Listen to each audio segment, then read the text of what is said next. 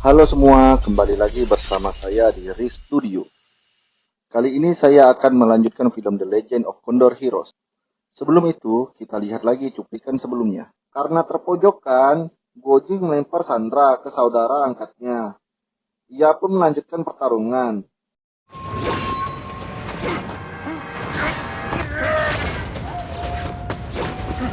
Empat orang itu pun berhasil dikalahkan.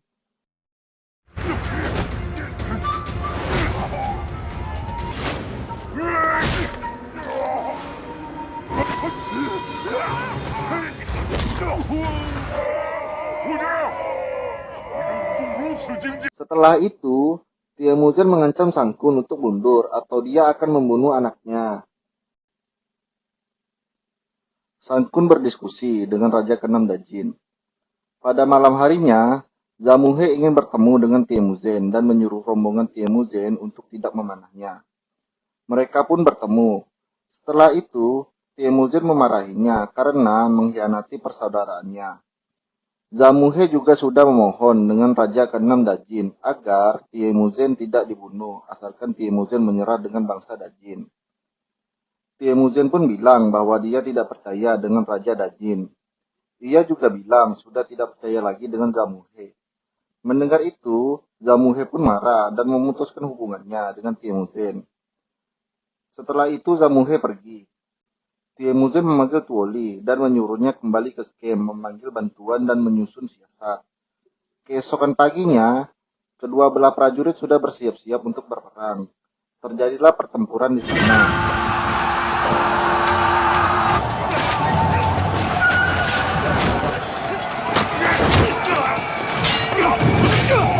Karena pasukan dari Sang Kun sangat banyak, pasukan Temujin kewalahan.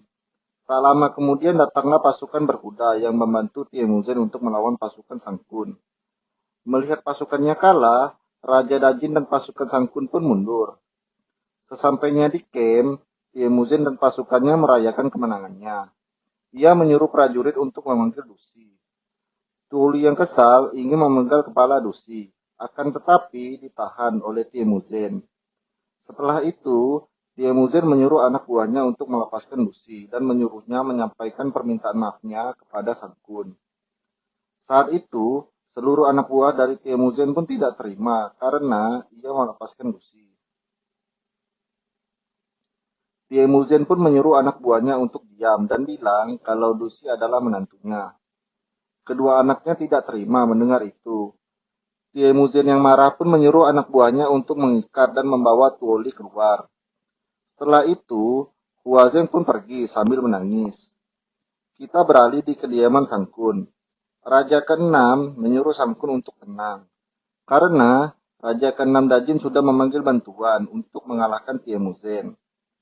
Karena takut Temujin akan membalas dendam, Raja ke-6 pun menyuruh Zamuhe untuk memperketat pertahanan di kediaman Sang Kun. Tak lama kemudian, anak buahnya masuk dan melaporkan kepulangan Dusi. Di dalam Dusi menyampaikan permintaan maaf Temujin ke Sang Kun.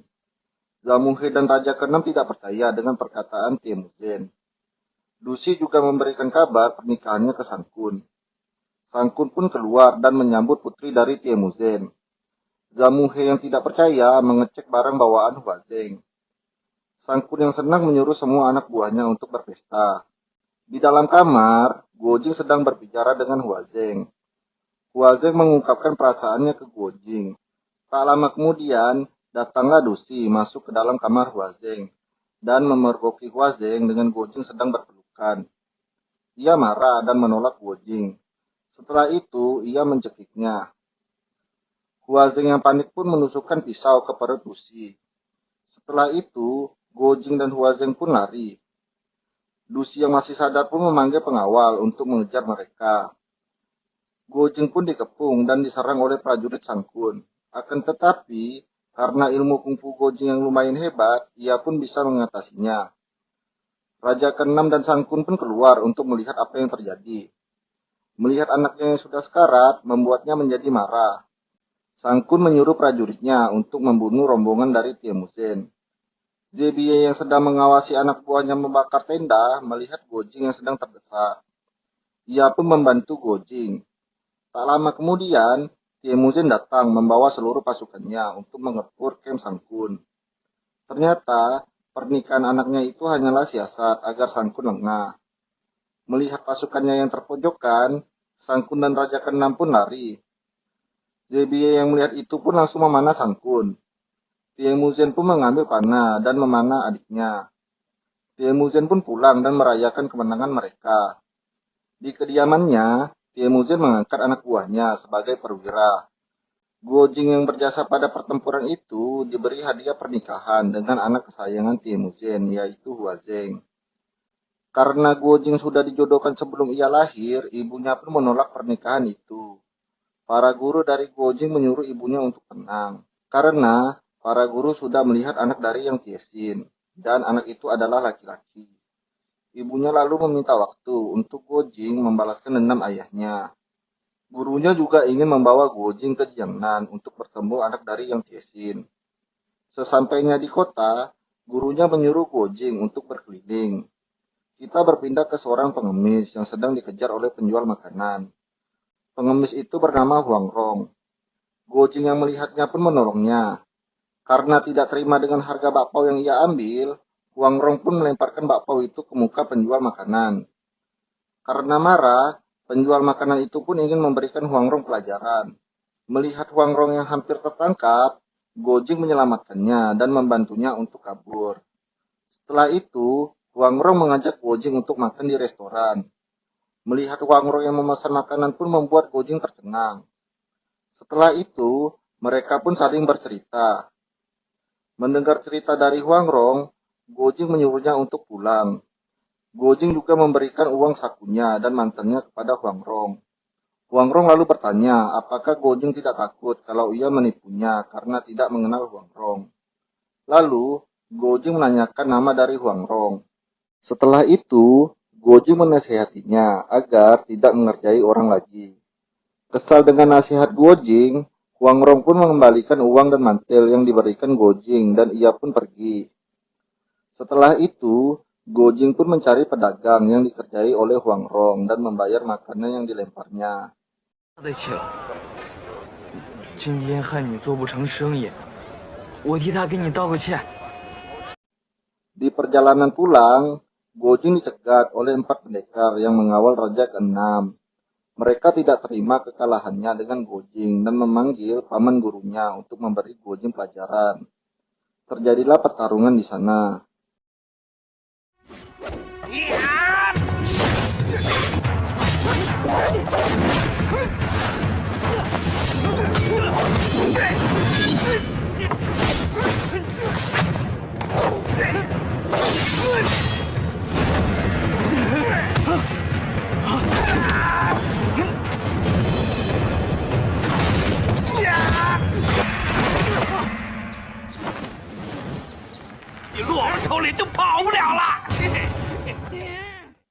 Guojing yang kalah pun ditangkap. Huang Rong yang dari tadi mengikuti Guojing pergi menyelamatkannya. Ia pun mendekati para pendekar yang menangkap Guojing.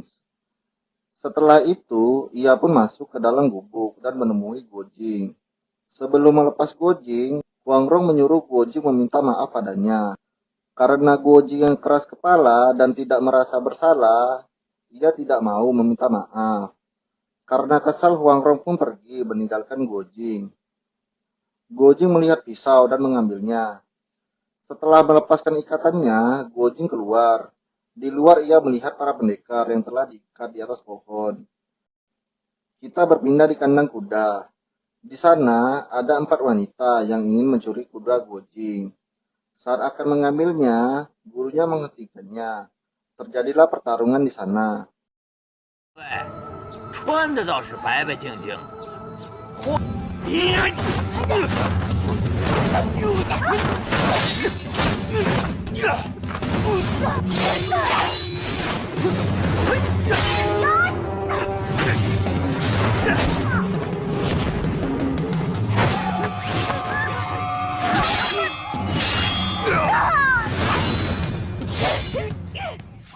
，Karena merasa tidak bisa menang, 4 wanita itu pun kabur. Guojing pun datang ke penginapan. Di sana gurunya memarahinya karena pulang larut malam. Gojing pun menjelaskan apa yang terjadi. Mendengar itu, gurunya menyuruh Gojing untuk berangkat ke Jiangxing. Keesokan paginya, ia memberi makan kuda dan berbicara dengan kudanya. Huangrong berteriak dari belakang Gojing. Huangrong bertanya mengapa dia berbicara dengan seekor kuda dan apakah kuda itu mengerti ucapannya. Huangrong menyindir Gojing. Karena Gojing merasa dirinya bodoh, ia pun tidak tersinggung dan berterima kasih kepada Huangrong. Setelah itu, Gojing ingin menjadikan Huangrong saudara angkatnya. Akan tetapi, Huangrong menolaknya. Gojing lalu berlari, mengambil tas dan memberikannya ke Huangrong. Huangrong lalu bertanya ke Gojing, ia ingin pergi kemana. Setelah itu, Huangrong mengetes kepolosan dan kebaikan Gojing lagi. Huangrong meminta kudanya. Dengan polos dan bodohnya, Gojing memberikan kudanya itu kepada Huangrong. Huangrong menjadi sedih melihat Gojing memberikan salam perpisahan kepada kudanya. Di tengah kota, sedang ada atraksi kungfu. Orang yang sedang atraksi itu adalah Yang Tiesin. Tapi, ia menyamar dan mengganti namanya menjadi Muyi. Muyi sedang mengadakan sayembara untuk mencarikan jodoh untuk putrinya yang bernama Nianci. Ia membuat peraturan, jika ada yang mampu mengalahkan putrinya, ia akan menjodohkannya. Melihat itu, seorang biksu dan orang tua langsung naik ke atas panggung. Orang tua itu lalu menghina biksu itu. Karena tidak terima, biksu itu menghina balik orang tua itu. Mereka berdua pun bertanding. Tak lama kemudian, datanglah seorang pemuda naik ke atas panggung dan langsung menyerang biksu dan orang tua tersebut. Pemuda itu bernama Yang Kang. Yang Kang langsung menghina biksu dan orang tua itu. Biksu dan orang tua itu pun langsung menyerang Yang Kang. Akan tetapi, karena ilmu yang dimiliki Yang Kang sangat tinggi, kedua orang itu pun dengan mudah ia kalahkan. Setelah itu, ia ingin bertanding dengan Nianci. Melihat orang yang akan melawan anaknya sangat kaya dan tampan, Muyi mengingatkan syarat yang telah ia sebutkan. Setelah itu, mereka berdua pun bertanding.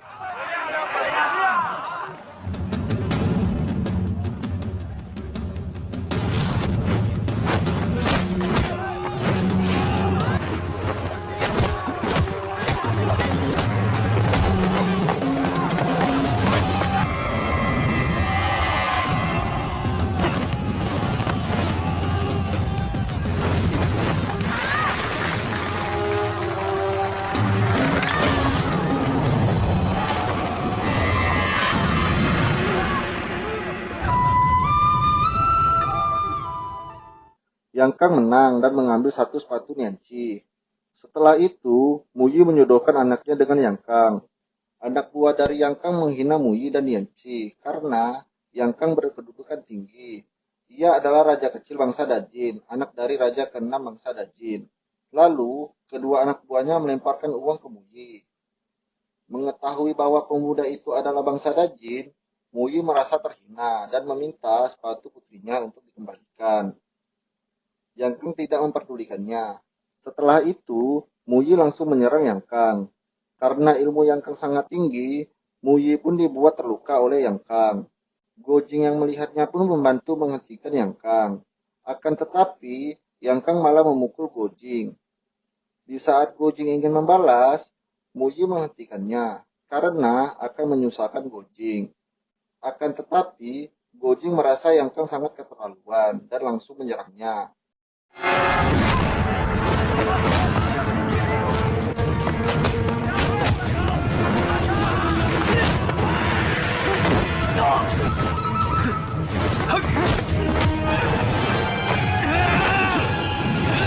Karena perbedaan kekuatan, Gojing pun kalah. Melihat Yang Kang yang akan pergi, Gojing berdiri dan memegang kakinya. Raja kecil pun mengeluarkan jurus 9 tengkorak untuk membunuh Gojing. Akan tetapi, sebelum jurus itu mengenai Gojing, jurus itu ditahan oleh Wang Chuji dari kelompok Guanzhen. Setelah memperkenalkan diri, Yang Kang memberikan hormat. Chuji bertanya ada apa. Yang Kang pun menjelaskan dan langsung meminta maaf kepada semua orang di sana. Setelah itu Chuji bertanya kungfu jahat yang Kang keluarkan saat melawan Gojing. Yang Kang beralasan dan bilang kalau Chuji salah lihat. Karena Yang Kang tidak mengaku, Chuji menyerangnya untuk memaksanya menggunakan kungfu itu. Saat Cuji akan melancarkan pukulannya, tiba-tiba serangannya ditahan oleh seseorang. Terjadilah adu tenaga dalam. Tiba-tiba Ratu Bangsa Dajin datang dan pertarungannya pun terhenti. Setelah itu, Ratu menasihati Yang Kang dan menyuruhnya untuk pulang. Gojing yang ingin menghalanginya pergi pun dihalangi oleh pendekar yang melindungi Ratu. Mianci pun menyuruh Gojing agar tidak memperpanjang masalah lagi. Muyi yang terkena pukulan dari Yang Kang pun diberikan obat penahan rasa sakit oleh Cuji. Di penginapan, Mianci berterima kasih kepada Cuji dan Gojing. Setelah itu, Cuji menanyakan nama Gojing dan memujinya. Karena arah perjalanan yang sama, Cuji menawarkan diri untuk pergi bersama-sama. Di dalam penginapan, Muyi dan Yanci berbincang soal perjodohannya, sekaligus memberitahu alasan sebenarnya Muyi. Di kediaman, Yang Kang dimarahi oleh Ratu karena telah membuat masalah. Yang Kang yang merasa tidak bersalah pun menghina Muyi karena mereka bangsa Song. Mendengar itu Ratu semakin marah dan menyuruhnya bersumpah di depan tombak leluhur.